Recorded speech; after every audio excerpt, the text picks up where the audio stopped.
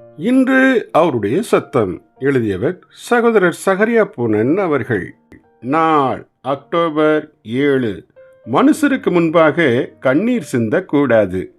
இயேசு ஜெபம் பண்ணுகையில் அவருடைய வேர்வை இரத்தத்தின் பெருந்துளிகளாய் தரையில் விழுந்தது என வாசிக்கிறோமே. லூக்கா 23:44.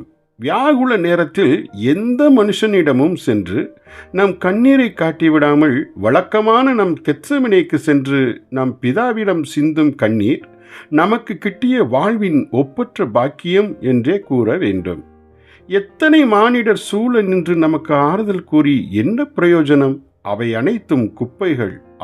கண்ணீர் துளிகளை நம் நேசரின் ஒரு விரல் வந்து துடைப்பதுதான் எத்தனை ஆறுதல்!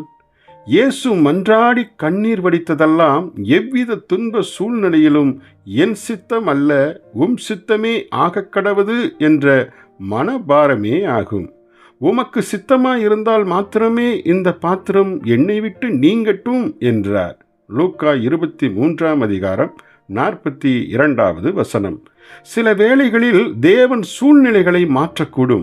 இன்னும் சில வேளைகளில் சூழ்நிலைகளை மாற்றாமலே அதற்குள் நடத்தி செல்வார். எதுவாயிருந்தாலும் பிதாவின் சித்தம் செய்வதே இயேசுவுக்கும் அவருடைய சீசர்களுக்கும் காணப்படும் பிரதான தவிப்பாகும்.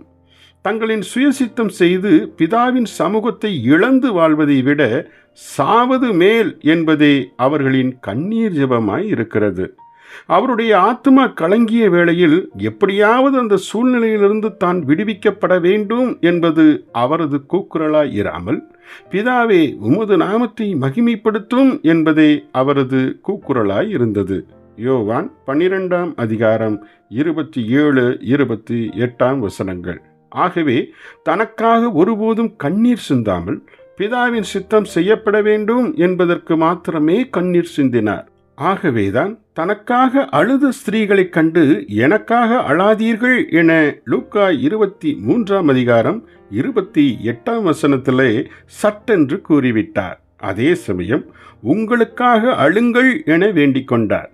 இங்கேயும் எருசலேம் குமாரத்திகள் சுய அனுதாபத்திற்காய் அழுவதற்கு அவர்களிடம் அவர் கூறவில்லை என்பது தெளிவாயிருக்கிறது.